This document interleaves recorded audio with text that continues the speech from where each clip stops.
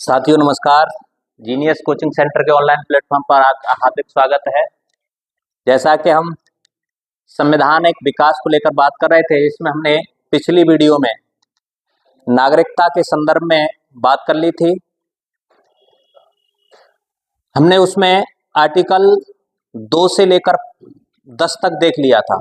ठीक, आज हम बात करेंगे आर्टिकल 11 की। आर्टिकल 11, तो आप हेडिंग डालें संविधान का आर्टिकल 11। ठीक, देखिए संविधान का जो आर्टिकल 11 है, अगर हम इसकी बात करें तो ये नागरिकता के संदर्भ में नागरिकता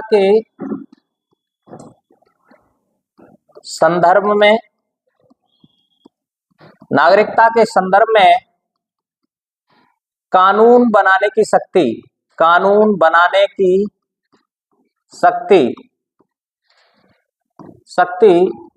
भारतीय संसद को प्रदान करता है। भारतीय संसद को प्रदान करता है। ठीक, इसका क्या मतलब हुआ कि देखिए नागरिकता के संदर्भ में किसी भी प्रकार का कानून अगर बनेगा तो वो किस आर्टिकल के अंतर्गत बनेगा? आर्टिकल 11 के अंतर्गत। किसके अंतर्गत? आर्टिकल 11 के अंतर्गत। समझ में आ रहा है ना? और उस कानून को बनाने का जो अधिकार है वो किसको है? तो वो किसको है? भारतीय संसद को। ध्यान रखें, और किसी को ये अधिकार प्रदान नहीं किया गया है। किसके द्वारा? भारतीय संविधान के द्वारा। क्लियर हो रहा है ना? यानी भारतीय संविधान नागरिकता के संदर्भ में कानून बनाने का अधिकार सिर्फ और सिर्फ किसको प्रदान करता है? भारतीय संसद को। और किस आर्टिकल के अंतर्गत? आर्टिकल 11 के अंतर्गत। क्लियर हुआ? ध्यान रखें, आर्टिकल 11 का प्रयोग कर भारतीय संसद ने नागरिकता के संदर्भ में एक कानून बनाया जिसे हम कहते हैं नागरिकता अधिनियम 1955 के नाम से जानते हैं। 1955 के नाम से जानते हैं। क्लियर हुआ? यानी किसके नाम से जानते हैं? नागरिकता अधिनियम 1955। क्लियर हुआ? ठीक, और ध्यान रखें आज का जो हमारा मूल टॉपिक है वो यही है, नागरिकता अधिनियम 1955। तो इस वीडियो में हम नागरिकता अधिनियम 1955 के बारे में अधिक चर्चा करेंगे। क्लियर हुआ? तो इसको नोट कर लो जल्दी से।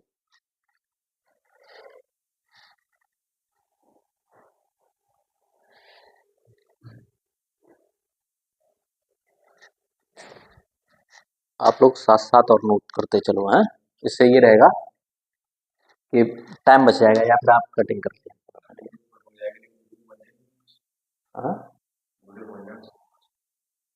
कैसे?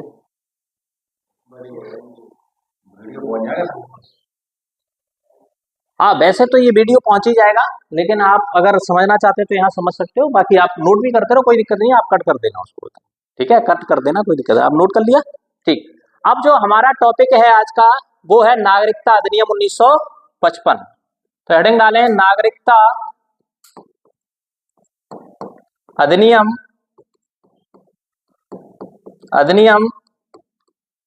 1955। नागरिकता अधिनियम 1955। ठीक, ध्यान रखें ये जो नागरिकता अधिनियम 1955 है, इसमें मुख्यतः 3 बातों पर ध्यान दिया गया है। यानी इसमें 3 बातों का विशेषकर वर्णन किया गया है। तो आप लिखेंगे इसमें मुख्यतः 3 बिंदुओं पर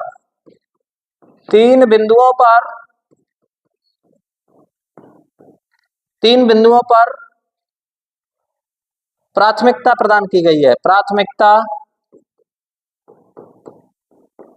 प्रदान की गई है। ठीक, यानी जो नागरिकता अधिनियम 1955 है, इसमें मुख्यतः 3 बिंदुओं पर प्राथमिकता प्रदान की गई है। कौन कौन से? पहला बिंदु, फर्स्ट बिंदु, देखो ध्यान रखो, पहले बिंदु में कहा गया है आप एक चीज और देखेंगे कि आर्टिकल 5 से लेकर अगर 9 तक की हम बात करें, थोड़ा सा और बात कर लें, जैसे आर्टिकल 5 से लेकर अगर 9 तक की बात करें संविधान में, तो ये इसने एक डेट निर्धारित कर दी कि 26 जनवरी 1950, ये एक महत्वपूर्ण डेट है, ध्यान रखना। 26 जनवरी 1950 से पहले, यानी इसके पहले कौन व्यक्ति भारत के नागरिक होंगे, ये बात करते हैं आर्टिकल 5 से लेकर 9 तक। यानी 26 जनवरी 1950 से पहले कौन व्यक्ति भारत के नागरिक होंगे, ये बताते हैं आर्टिकल 5 से लेकर 9 तक, और जिसके बारे में हम पिछली वीडियो में अध्ययन कर चुके हैं, तो आप एक बार उसको जरूर देखें। ठीक, ध्यान रखें। अब 26 जनवरी 1950 के बाद कौन व्यक्ति भारत का नागरिक माना जाएगा, या कौन व्यक्ति भारत का नागरिक होगा, इस बात का वर्णन किया गया है किसमें, नागरिकता अधिनियम 1955 में। क्लियर हुआ? तो पहला पॉइंट ये क्या बताता है कि 26 जनवरी 1950 के बाद कौन व्यक्ति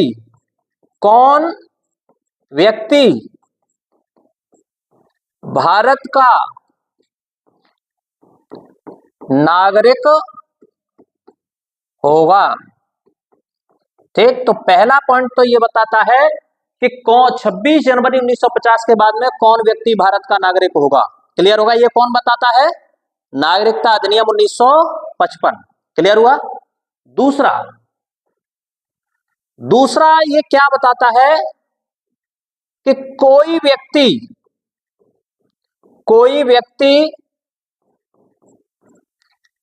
26 जनवरी 1950 के बाद, 26 जनवरी 1950 के बाद कैसे भारत की नागरिकता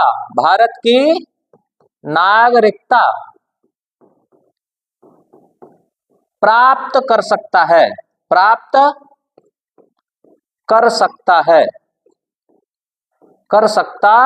है।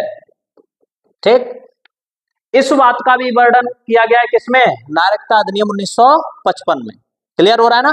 पहला तो ये बताता है कि जैसे भारत में कोई व्यक्ति है तो वो किसके माध्यम से, जैसे आप लोग यार हम लोग हैं, तो हम किसके माध्यम से भारत के नागरिक हैं, तो ये बताया गया है किसमें, नागरिकता अधिनियम 1955 में, क्योंकि हमारा जन्म 26 जनवरी 1950 के बाद ही हुआ है। दूसरी बात क्या की गई है, कोई व्यक्ति 26 जनवरी 1950 के बाद कैसे भारत की नागरिकता प्राप्त कर सकता है। इसका मतलब क्या है कि जैसे कोई विदेशी है और उसको भारत की नागरिकता प्राप्त करनी है, कब, 26 जनवरी 1950 के बाद, तो वो व्यक्ति कैसे भारत की नागरिकता प्राप्त कर सकता है, इस बात का भी वर्णन किया गया है किसमें, नागरिकता अधिनियम 1955 में। क्लियर हो गया? तीसरी बात क्या की गई है इसमें, तीसरा आप देखेंगे कि किसी व्यक्ति की नागरिकता को कैसे समाप्त किया जा सकता है, कैसे समाप्त किया जा सकता है। ठीक, तो तीन बातें इस अधिनियम में दी गई हैं कि कोई व्यक्ति कैसे भारत का नागरिक होगा, कोई व्यक्ति अगर भारत की नागरिकता प्राप्त करना चाहता है तो किस तरह से उसको नागरिकता मिलेगी, और किसी व्यक्ति को अगर भारत सरकार को लगता है कि इसकी नागरिकता समाप्त करनी है तो कैसे उसकी नागरिकता समाप्त की जा सकती है। इन तीन बातों का वर्णन किया गया है किसमें, नागरिकता अधिनियम 1955 में। क्लियर हो गया? यहां तक किसी को कोई समस्या आ रहा है समझ में? ठीक, हाँ भाई, क्लियर हो रहा है ना? ठीक, अब पहला पॉइंट हम बात करेंगे किसकी, कि 26 जनवरी 1950 के बाद कौन व्यक्ति भारत का नागरिक होगा। क्लियर हुआ यहां तक? तो पहला पॉइंट,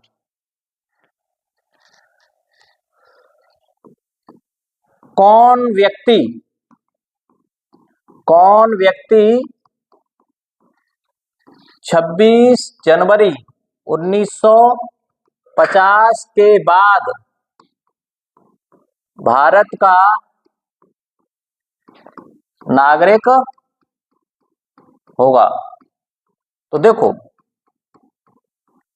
ठीक, तो इसके बारे में कहा गया कि कोई भी व्यक्ति जिसका जन्म 26 जनवरी 1950 या उसके बाद भारत के राज्य क्षेत्र में कहीं भी हुआ है, भारत के राज्य क्षेत्र में कहीं भी हुआ है, तो वह व्यक्ति जन्म के आधार पर भारत का नागरिक माना जाएगा।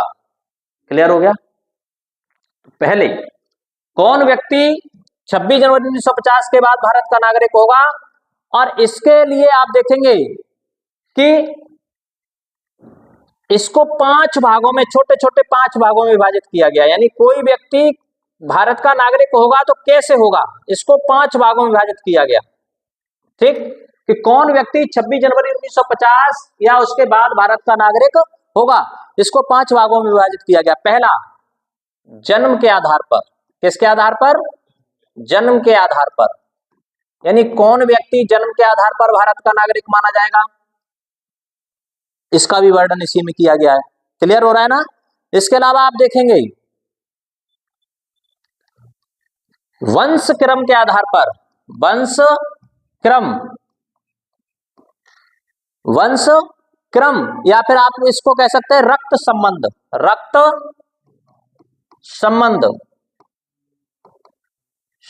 के आधार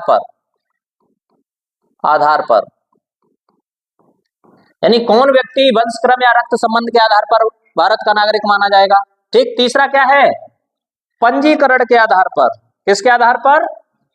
पंजीकरण के आधार पर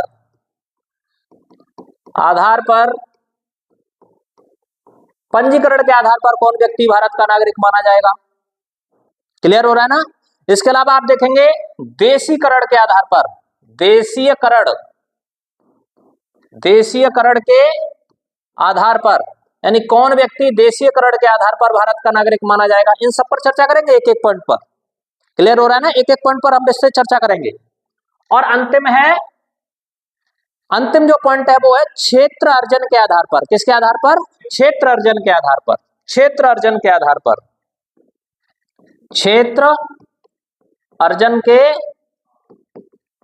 पर। ठीक, तो ये सारी चीजों का वर्णन किया गया किसमें? नागरिकता अधिनियम 1955 में। क्लियर हो रहा है ना? अब हमारा सबसे पहला पॉइंट है किसके आधार पर? जन्म के आधार पर।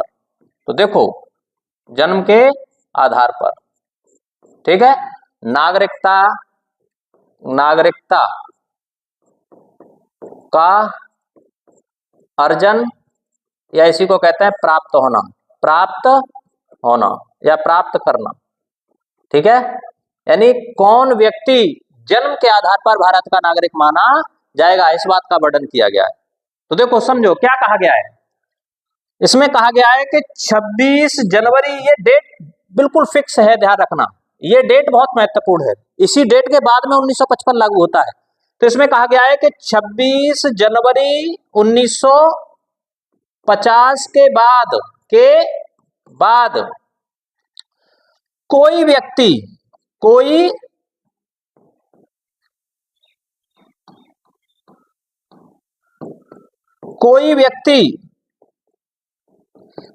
भारत के राज्य क्षेत्र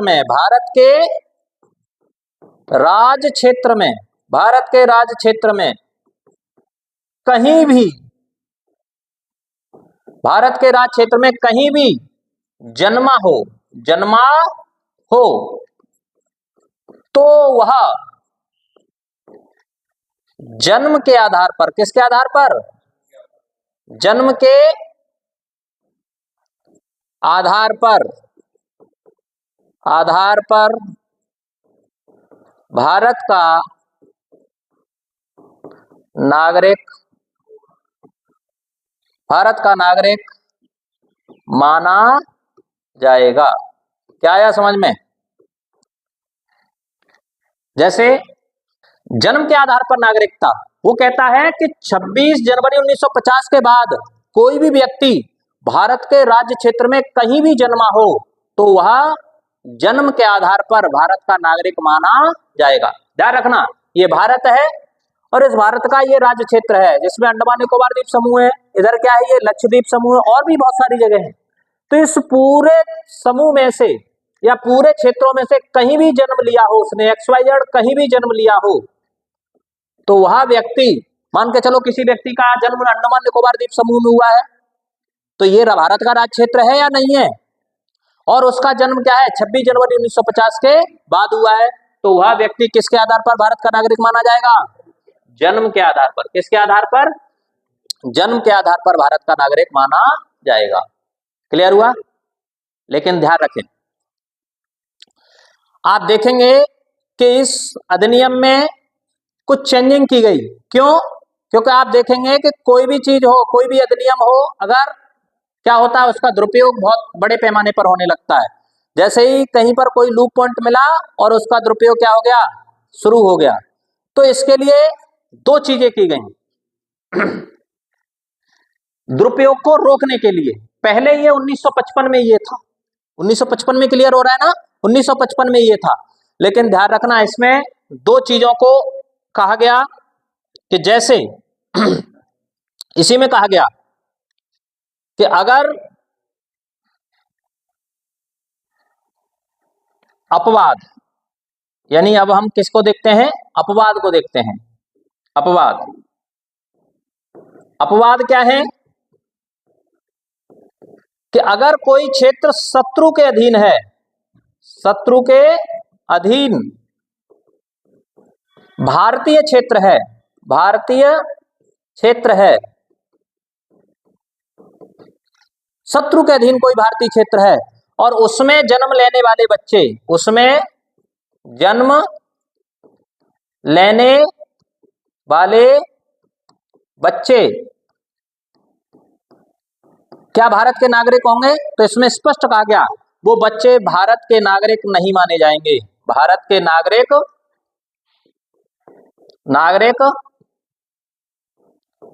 नहीं माने जाएंगे। क्लियर हुआ? हाँ भाई, आया समझ में? यानी कोई क्षेत्र ऐसा है भारत का जो किसके अधीन है, शत्रु के अधीन है, और अगर उस क्षेत्र में बच्चे जन्म ले रहे हैं तो क्या वो भी भारत के नागरिक माने जाएंगे? तो इसमें कहा गया कि नहीं, वो बच्चे भारत के नागरिक नहीं माने जाएंगे। जैसे उदाहरण के तौर पर अगर आप देखें तो आपका जैसे ये पीओके वाला जो क्षेत्र है, पाक ऑक्युपाइड कश्मीर, ये है पीओके, ये क्या है, पीओके रीजन, और इधर ये अक्साई चीन, ये क्या है, अक्साई चीन। जम्मू कश्मीर या जो लद्दाख वाला क्षेत्र है और जम्मू कश्मीर वाला क्षेत्र है, तो एक हिस्सा किसके पास है, चीन के पास, इसे हम कहते हैं अक्साई चीन, और एक हिस्सा किसके पास है, पाकिस्तान के पास, जिसे कहते हैं पाक ऑक्युपाइड कश्मीर। और इसको बांटने वाली जो लाइन है उसको कहते हैं LOC, line of control, line of control, LOC। तो ये जो LOC सीमा है, तो क्या पीओके क्षेत्र में कोई बच्चा, क्योंकि ये कहीं ना कहीं भारत का हिस्सा है लेकिन इस पर अधिकार कर रखा है किसने, पाकिस्तान ने, ये भी भारत का हिस्सा है, इस पर अधिकार कर रखा है किसने, चीन ने। तो क्या इस क्षेत्र में जन्म लेने वाले बच्चे भी भारत के नागरिक होंगे? तो स्पष्ट कहा गया है वो बच्चे भारत के नागरिक नहीं माने जाएंगे। क्लियर हो गया?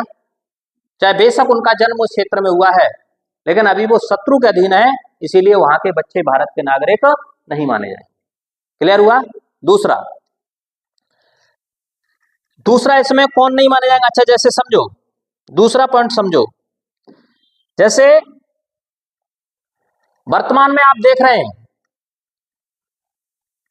कि हमने अपने विदेश नीति को संचालित करने के लिए, विदेश नीति को संचालित करने के लिए, विदेशी मामलों को सुलझाने के लिए हमने क्या कर रखा है, हमने अपने राजदूत भेज रखे हैं भिन्न भिन्न देशों में। अमेरिका में हमारा राजदूत है, ब्रिटेन में हमारा राजदूत है, जर्मनी में हमारा राजदूत है, फ्रांस में हमारा राजदूत है, पाकिस्तान में भी हमारा राजदूत है। तो क्या उनके राजदूत हमारे यहाँ नहीं होंगे? भाई उनके राजदूत भी हमारे यहाँ पर हैं, ठीक। तो राजदूत जिस क्षेत्र में निवास करते हैं, यानी जहां राजदूत, जो कहने का मतलब जो एम्बेसी होती है वो उसी देश की टेरिटरी होती है जिस देश की एम्बेसी है। जैसे मान के चलो अमेरिका की एम्बेसी है, तो यहाँ बेशक वो भारत में है, लेकिन यहाँ पर जो कानून लागू होंगे उस एम्बेसी में, वो सारे कानून कहाँ के लागू होंगे? अमेरिका के लागू होंगे। ऐसे ही भारत की टेरिटरी अगर वहां पर है, भारत की एम्बेसी अमेरिका में है किसी भी शहर में, तो वहां पर जो कानून लागू होंगे उस एम्बेसी में किसके कानून लागू होंगे? भारत के लागू होंगे। तो वहां पर जो लोग रह रहे होंगे भारत की एम्बेसी में, भारत के और अमेरिका की एम्बेसी में कहां के लोग रह रहे होंगे? अमेरिका के लोग रह रहे होंगे। तो उनके, वो भी फैमिली के साथ यहां पर आए हुए हैं, तो अगर उनके बच्चे भारत में जन्म लेते हैं, भारत में यहां पर जन्म लेते हैं, तो वो कहां के नागरिक माने जाएंगे? तो इस बात का, क्योंकि जन्म के आधार पर नागरिकता है, जन्म तो वो भारत की भूमि में ले रहे हैं ना, लेकिन है कहां के लोग? वो अमेरिका के एम्बेसी में काम कर रहे हैं, तो वो कहां के नागरिक माने जाएंगे? तो इसमें स्पष्ट कहा गया है कि विदेशी राजनयिकों के बच्चे भी अगर भारत में जन्म लेते हैं तो वो बच्चे भी भारत के नागरिक नहीं माने जाएंगे। क्लियर हुआ? तो दूसरा पॉइंट लिख लें, विदेशी राजनयिकों के बच्चे भी भारत के नागरिक नहीं माने जाएंगे, भारत के नागरिक नहीं माने जाएंगे। क्लियर हुआ? यानी विदेशी राजनयिकों के बच्चे भी भारत के नागरिक नहीं माने जाएंगे। यहां तक समझ में आ रहा है? कोई समस्या किसी को? ठीक, अगला नोट कर लें इसको। कोई समस्या तो नहीं हो रही है?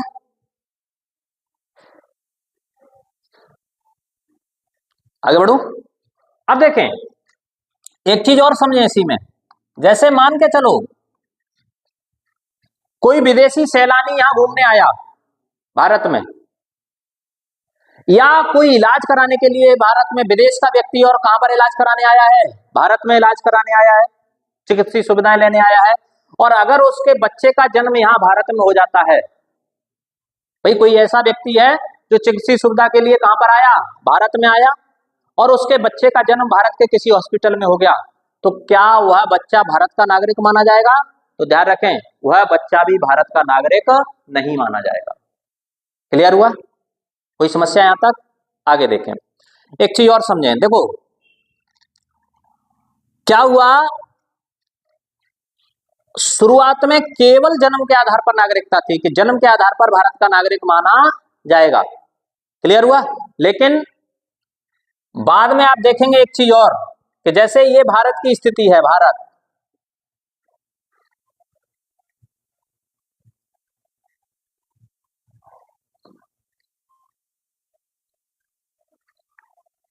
अब देखो इस कानून का दुरुपयोग किस तरह से किया जाने लगा बड़े पैमाने पर।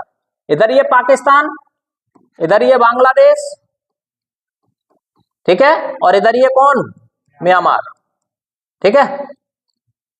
अब ये लोग क्या करते थे कि पाकिस्तान के लोग जैसे भारत में घुसे, या बांग्लादेश के लोग भारत में घुसे, या म्यांमार के लोग भारत में घुसे, और इन्होंने क्या किया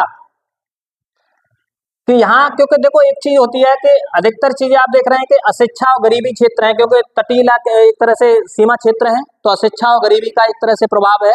अब तो नहीं है लेकिन उस समय पर था। तो यहाँ लोग लालच देकर क्या कर लेते थे, वहां की यानी भारतीय महिलाओं के साथ में विवाह कर लेते थे, भारतीय महिलाओं के साथ में क्या कर लेते थे? विवाह। अब उन्होंने यहां पर विवाह कर लिया, या विवाह नहीं किया तो क्या हुआ, वो चुपके से भारत में घुस के चले आए, ठीक है, भारत में अंदर आ गए। और जब वो भारत में अंदर आ गए तो जाहिर सी बात है उनके बच्चे का जन्म भी कहां पर होगा? भारत में ही होगा। भारत में उनके बच्चे का जन्म भी कहां पर होगा? भारत में ही होगा, ठीक है। और जैसे ही उनके बच्चे का जन्म हुआ और वो चले गए सरकार के पास कि हमारा बच्चा है, और हमारा बच्चा, क्योंकि भाई कहा गया कि भारत की भूमि में आप कहीं भी जन्म लेंगे तो भारत के नागरिक माने जाएंगे।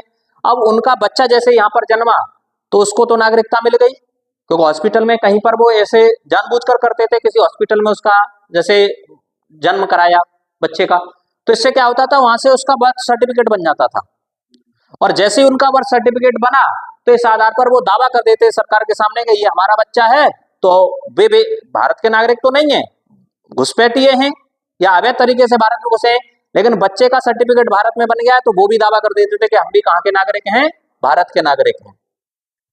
तो इस चीज को रोकने के लिए सरकार ने क्या किया, 1986 में संशोधन कर दिया, यानी नागरिकता अधिनियम 1955 में क्या कर दिया, संशोधन कर दिया। क्लियर हो रहा है ना। और कह दिया कि ऐसा बच्चा, यानी जो बच्चा है वो जन्म के आधार पर तभी नागरिक माना जाएगा जब उसके जन्म के समय पर माता या पिता में से कोई एक भारत का नागरिक होगा। समझ में आ रहा है ना।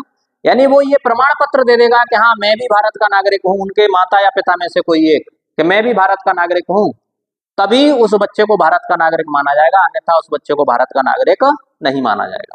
क्लियर हुआ। और इसीलिए आप देखते होंगे आजकल जब भी आपने देखा होगा किसी हॉस्पिटल में अगर बच्चे का जन्म हुआ है कहीं पर भी तो आधार कार्ड मांगा जाता है। समझ में आ रहा है ना। माता पिता का आधार कार्ड मांगा जाता है ताकि ये सुनिश्चित किया जा सके कि बच्चे के जन्म के समय पर इसके माता पिता भारत के नागरिक हैं और तभी उस बच्चे का रजिस्ट्रेशन होता है। क्लियर हो रहा है ना। तो आप नोट करके एक पॉइंट लिख लें, लिखें नीचे, लिखें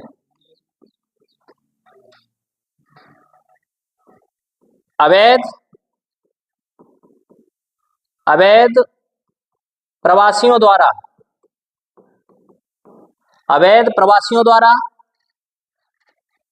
इस कानून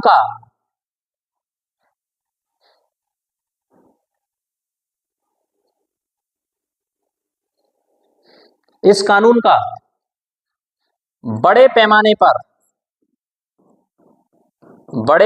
पर दुरुपयोग किया जाने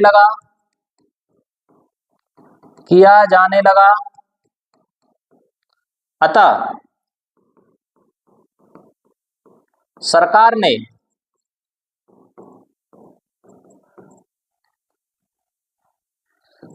CAA सिटीजनशिप अमेंडमेंट एक्ट 1986 द्वारा इसमें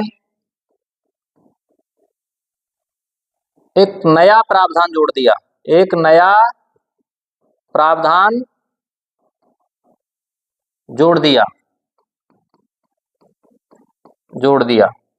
वो कौन सा है, तो कहा गया कि बच्चे के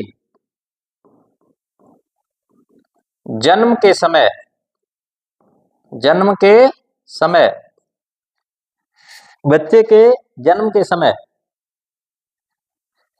उसके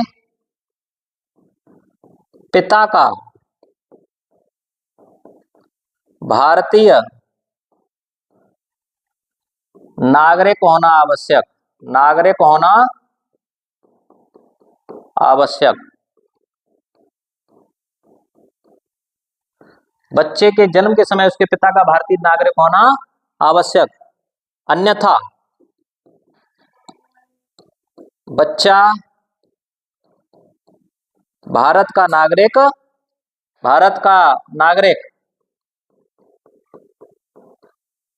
नहीं माना जाएगा।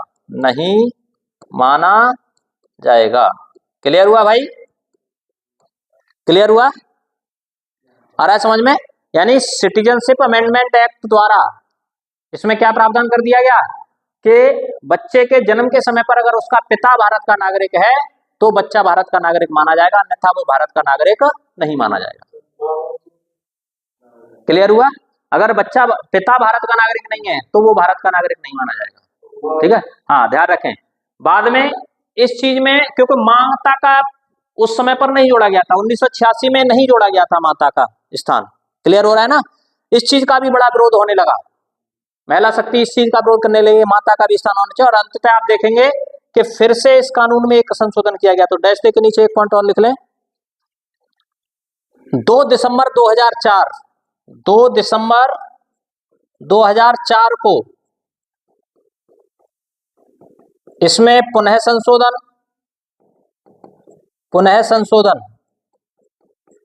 इसमें पुनः संशोधन, इसमें पुनः संशोधन वर्तमान में इसमें पुनः संशोधन ऐसे लिख लें, इसमें पुनः संशोधन कर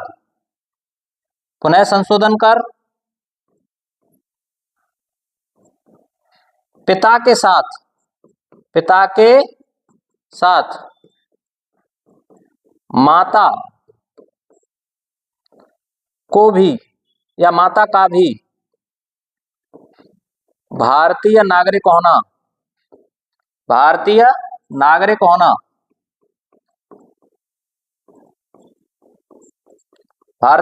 होना आवश्यक कर दिया गया।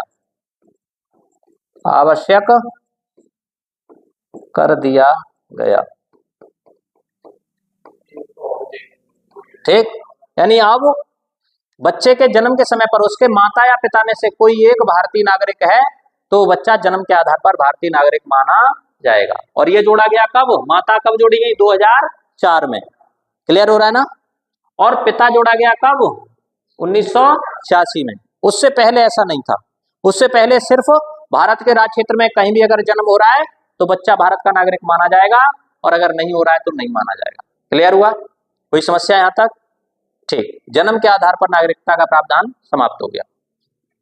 कोई दिक्कत हो यहां तक तो बताओ। ठीक है, अब आप आगे देखें। अब है अगला है, वो है वंश के आधार पर। हेडिंग डालें,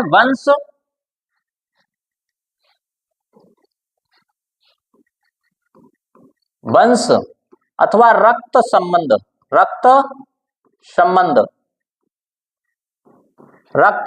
के आधार पर नागरिकता। वंश अथवा रक्त संबंध के आधार पर नागरिकता। क्लियर हो रहा है ना। तो देखो इसमें क्या कहा गया है। पहली चीज, पहला पॉइंट आप लिखें, यह भारत के बाहर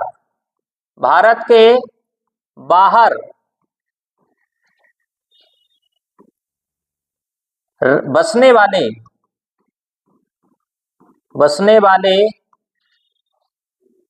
या भारत के बाहर पैदा होने वाले, ऐसे लिखो, भारत के बाहर जन्म लेने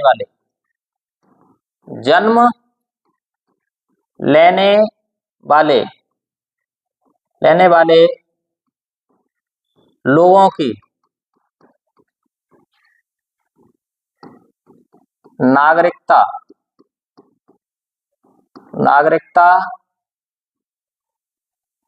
का प्रावधान करता है।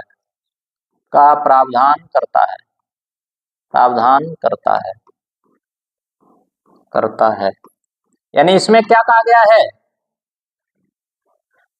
कि अगर कोई व्यक्ति भारत में जन्म नहीं ले पाया, मान के चलो जन्म के आधार पर पहले पॉइंट था, लेकिन अब कोई व्यक्ति है भारतीय और कहां जन्म लिया है, उसने भारत के बाहर लिया है, तो वो व्यक्ति किस आधार पर नागरिक होंगे भारत के, तो वो होंगे किस आधार पर, वंश या रक्त संबंध के आधार पर।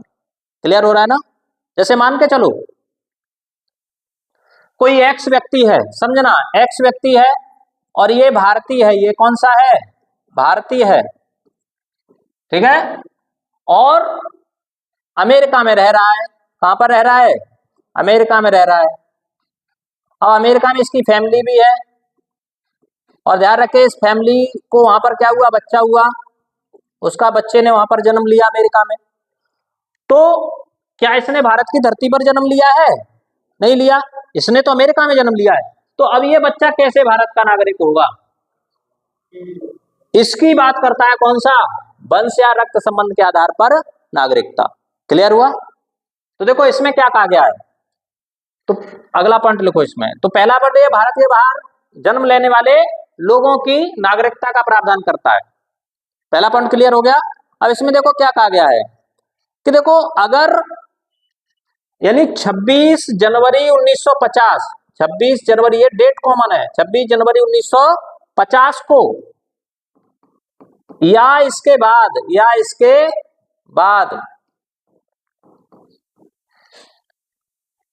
यदि कोई बच्चा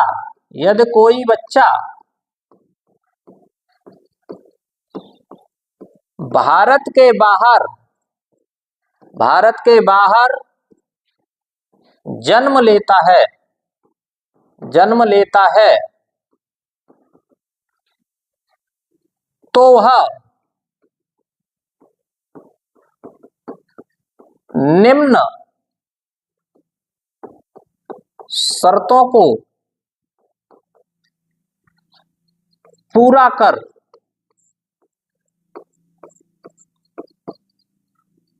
जन्म लेता है और वह निम्न शर्तों को पूरा करता है, निम्न शर्तों को पूरा करता है तो वह भारत का नागरिक माना जाएगा। अब कौन सी शर्तें हैं वो देखो, निम्न शर्तों को पूरा करता है तो वह भारत का नागरिक माना जाएगा। पहली शर्त ध्यान रखें, पहली शर्त क्या है, पहली शर्त बच्चे के जन्म के समय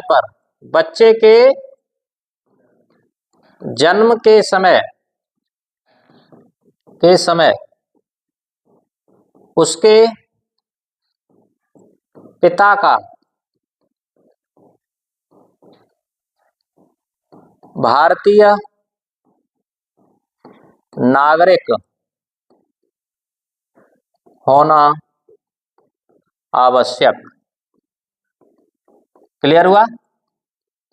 यानी जिस समय पर बच्चे का जन्म हो रहा है, चाहे वो भारत के बाहर कहीं भी हो रहा है, और उस समय पर अगर उसका पिता भारत का नागरिक है तो बच्चा कहां का नागरिक माना जाएगा, भारत का नागरिक माना जाएगा। किसके आधार पर, वंश या रक्त संबंध के आधार पर। क्लियर हुआ? कोई समस्या किसी को? लेकिन ध्यान रखें एक चीज और, इस चीज का क्योंकि केवल पिता था, इसमें क्या था, केवल पिता था, तो इसका भी विरोध होने लगा। महिला शक्ति इसका विरोध करने लगी, नहीं यही पिता को अधिकार क्यों दे रहे हैं, महिलाओं को भी अधिकार होना चाहिए। तो ध्यान रखें 10 दिसंबर 1992 1992 में इस कानून में संशोधन किया गया, और आप देखेंगे कि इसके बाद इसमें पिता के साथ साथ माता को भी यानी पिता के साथ साथ माता को भी जोड़ा गया। ठीक। अतः वर्तमान में क्या है कि अगर वर्तमान में क्या है कि उसके माता पिता में से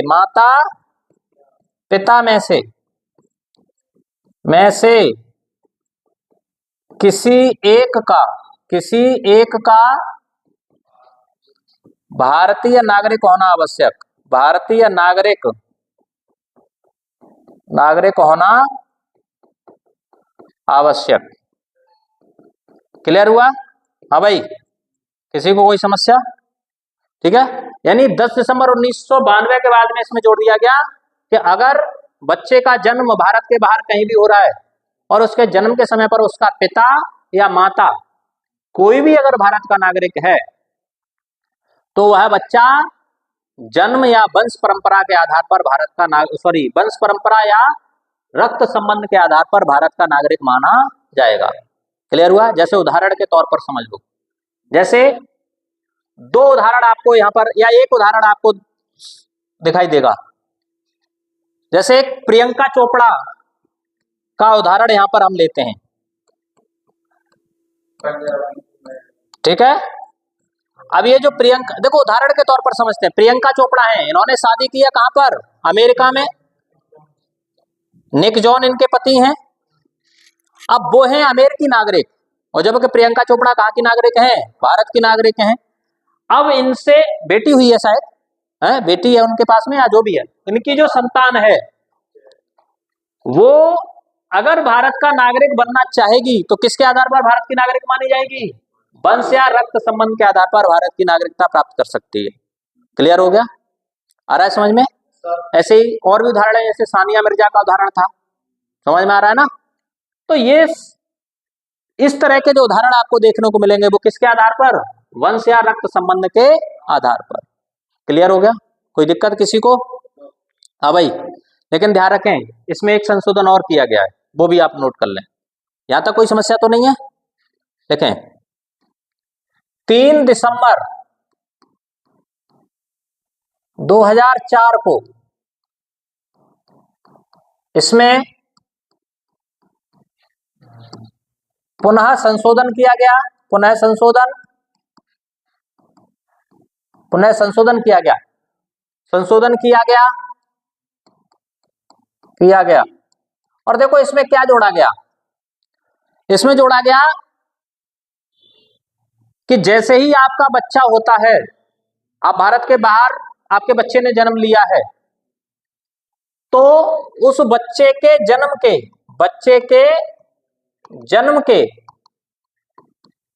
1 वर्ष के भीतर या अंदर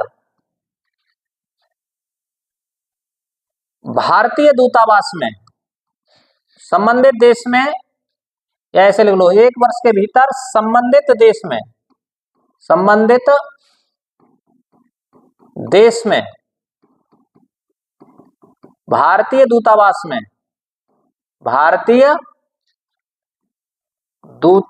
में उस बच्चे का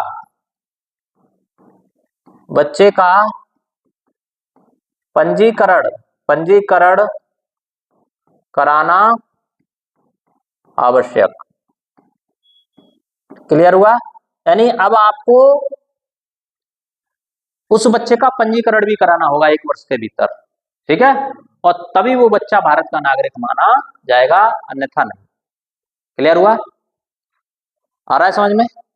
ठीक, तो 2 संशोधन भी इसमें आपने देख लिए। एक तो हुआ कब? 1992 में 10 दिसंबर को पिता के साथ साथ माता को जोड़ दिया गया, और दूसरा हुआ कब? 2004 में, और इसमें क्या किया गया? पंजीकरण कराने का कहा गया कि 1 वर्ष के भीतर जो भी दूतावास है, जैसे अमेरिका में है तो अमेरिका में भारत का दूतावास होगा, तो उस दूतावास में जाकर उस बच्चे का पंजीकरण कराना होगा कि ये फलां हम भारत के नागरिक हैं, चाहे माता हो चाहे पिता हो, और हमारे बच्चे ने यहाँ पर जन्म लिया है। ठीक है, तो बच्चा जन्म के आधार वंश परंपरा के आधार पर इस तरह से भारत का नागरिक माना जाएगा। क्लियर हुआ? कोई समस्या किसी को? हाँ बताएं, बाकी का देखेंगे कल। आज इतना ही।